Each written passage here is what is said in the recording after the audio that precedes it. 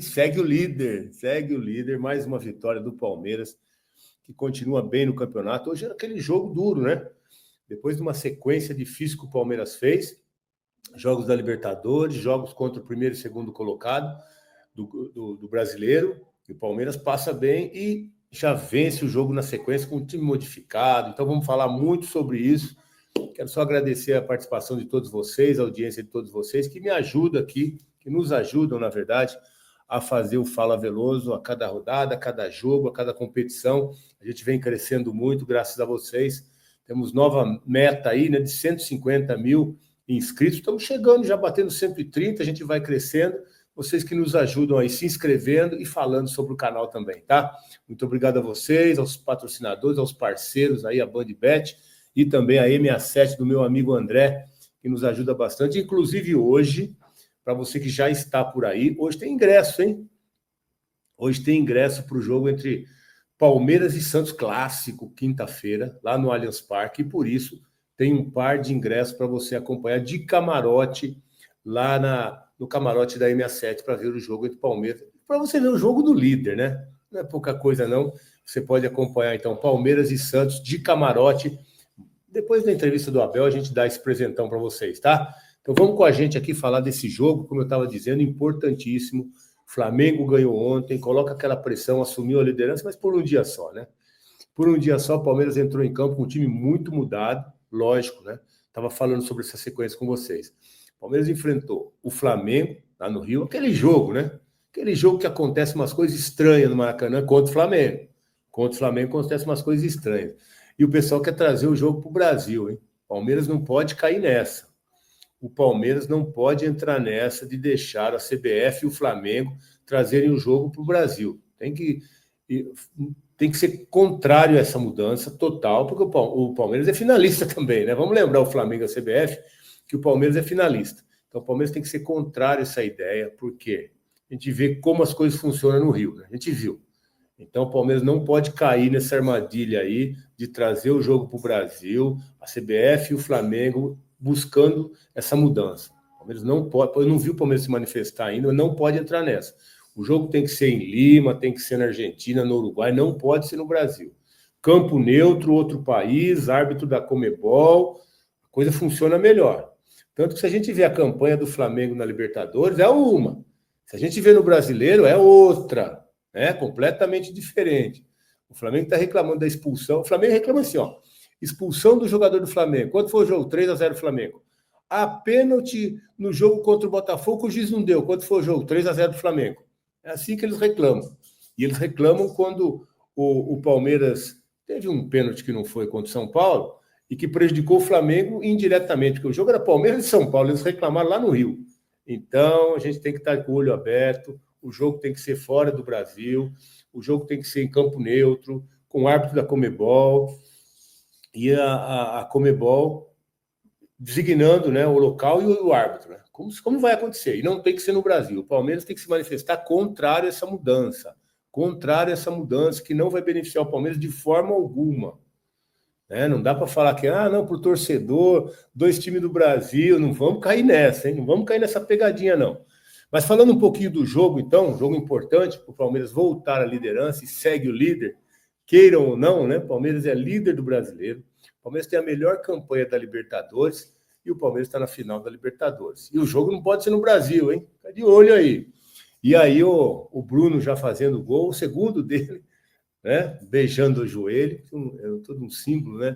Essa comemoração dele, por 2 anos afastado, comemorando o gol com um beijo no joelho, e os 2 gols contra o Juventude, os 2 gols contra o Jandrei, né, Bruno? O Bruno já achou aí uma vítima no Campeonato Brasileiro, tanto o Juventude como o Jandrei, os 2 gols que ele fez, importantes para ele nessa retomada. Hoje era um jogo para ele jogar mesmo, o Flaco nem entrou. Eu esperava Flaco para esse jogo, não começar jogando, mas esperava Flaco para esse jogo, para poder entrar também, junto com o Tigrinho ali. O Abel nem fez fez as 5, sim. Fez as 5 substituições, depois no final que entrou o Mikael, né? Mas o Abel poupou todo mundo, eu estava dizendo. Então o Palmeiras teve o Flamengo, naquele jogo lá, né? Cheio de erros e sem punição, claro, né? Ninguém punido. O juiz que apitou o jogo de Palmeiras e Flamengo já apitou no final de semana seguinte, Vitória e Corinthians. tá tudo certo. Não teve, né? Fingiram que não viram, né? Lá no Rio. Fingiram que não viram. E estava apitando. Então o Palmeiras jogou. E olha a sequência como foi dura. Liderança do campeonato em jogo. O Palmeiras foi para o Rio, foi derrotado. E depois foi para Quito, foi derrotado.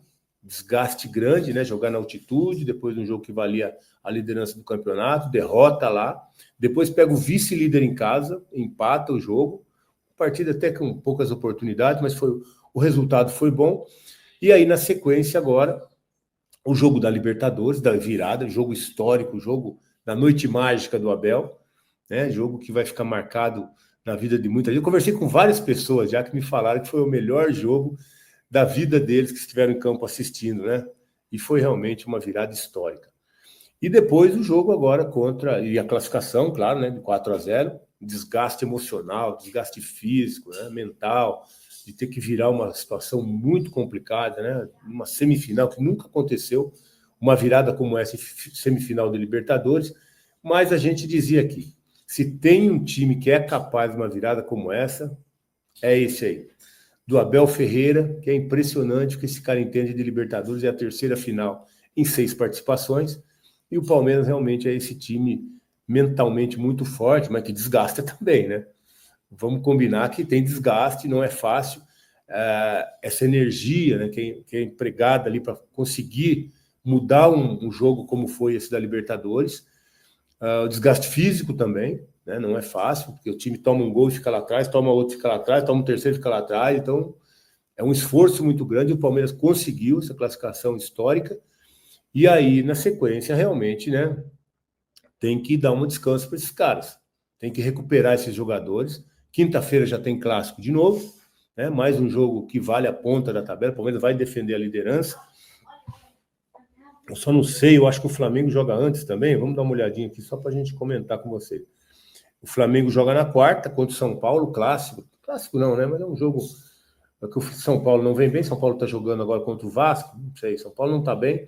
Mas é o jogo do São Paulo e do Flamengo na Vila na quarta-feira. E depois, na quinta, tem o clássico Palmeiras e Santos no Allianz Parque, né? Então, uma sequência dura aí, o Palmeiras defendendo a liderança do campeonato, e a gente entrou naquela regressiva, né? Depois do jogo de hoje, faltam 8 rodadas e o Palmeiras na liderança do Campeonato Brasileiro. Então, entramos aí em contagem regressiva. O Palmeiras, que jogou esse jogo fora, faltam 8. São 3 jogos só em casa. O Palmeiras só joga 3 jogos em casa, esse do Santos, né? Acho que o Fluminense, são poucos jogos em casa. Depois a gente vê a sequência certinho aqui, mas são só 3 jogos em casa, então uma sequência dura. O Palmeiras vai ter que buscar fora. Como, eu não sei hoje, mas o Palmeiras há muito tempo durante a competição foi o melhor visitante da competição. Então o Palmeiras tem um aproveitamento muito bom fora. Não é nada que preocupe, né? Que o Palmeiras estranhe a situação de ter que buscar ponto fora de casa. É uma questão assim, até que o Palmeiras tem um aproveitamento no começo do campeonato, era melhor fora do que em casa, né? O Palmeiras teve um enroscado em casa no começo do campeonato, tinha um aproveitamento melhor. Então o Palmeiras vai decidir esses 8 jogos aí, desses 8, 5 são como visitante. Ali, ó, o Lucas já me ajudou aqui, ó. Então em casa são esses 3 aí, ó, o Santos na quinta-feira, depois tem o Fluminense e o Vitória. Então são 8 jogos, 5 jogos como visitante e 3 jogos em casa. E dá para ir buscar, dá para manter essa diferença, dá para administrar. Hoje nós vimos isso. Palmeiras com o time mudado, mas vai jogar contra o Juventude, que é vice-lanterna, que praticamente está... já está. Depois do jogo de hoje, então, praticamente rebaixado o Juventude, vai voltar para a Série B. Então não exigiu muito no começo do jogo, porque no final, até era isso que eu queria falar com vocês. No final do jogo, apareceu de novo o monstro, né? O Carlos Miguel é impressionante, aquele tamanho. O que pegou o Carlos Miguel hoje de novo, tá ele aí, ó. Essa bola aí foi a bola que o Nenê tentou fazer lá do meio da rua. É difícil, hein, encobrir esse cara. É difícil. Se encobrir o Carlos Miguel, vai encobrir o gol também, né? Porque ele é muito grande, tem uma recuperação, é muito ágil. E hoje foi um dos responsáveis. Apesar dos 2-0, aquele jogo morno, o Palmeiras administrando, o Juventude sem muita força, errando muito. Mas no final do jogo ele apareceu. Pelo menos umas 4, 5 defesas ali importantíssimas, né? Teve uma cabeçada ali da pequena área que ele faz uma defesaça. Então o Carlos Miguel vai se transformando num grande nome do Palmeiras. Vem se transformando num grande nome do Palmeiras, uma sequência aí muito boa. O Everton se machucou, ele entrou na semifinal da Libertadores, colocou o Palmeiras na final, e agora no Brasileiro também vem ajudando a manter essa tal da baliza zero do Abel e sendo decisivo. Então, assim, o Palmeiras fez uma contratação, fez um esforço da diretoria, né, foi buscar ele por 5,5 milhões de euros, um goleiro de 26 anos, na plenitude física e técnica, né? Um goleiro que ainda não tem tanta rodagem, não é tão experiente assim, mas está tendo oportunidade agora de voltar a jogar, de ter uma sequência, e isso é muito bom para o goleiro. Foi só a 5ª partida do Carlos Miguel, mas ele já começou a evoluir muito, né? Hoje foi decisivo, tá rápido, tem uma boa reposição. Essa bola aí, boa, Lucas, essa cabeçada aí, olha como ele é rápido, ágil, e o tamanho, né? Com a envergadura dele, cobre o gol. Ele salta ali sem dar passada, sem nada, muita explosão muscular, e faz uma defesaça. Estava 2-0 já, mas realmente uma defesa impressionante. Essa bola quica no chão ainda, ele vai no tempo certo, no kick certo da bola. Realmente um paredão o Palmeiras. O Palmeiras contratou muito bem o Carlos Miguel, que começa a tomar conta ali da posição, começa realmente a devolver todo o investimento que foi feito, né? Mostrando que realmente o Palmeiras acertou nessa contratação, e é um goleiro para muito tempo ainda, né? E vou falar uma coisa para vocês, já estava falando isso antes dele começar a jogar.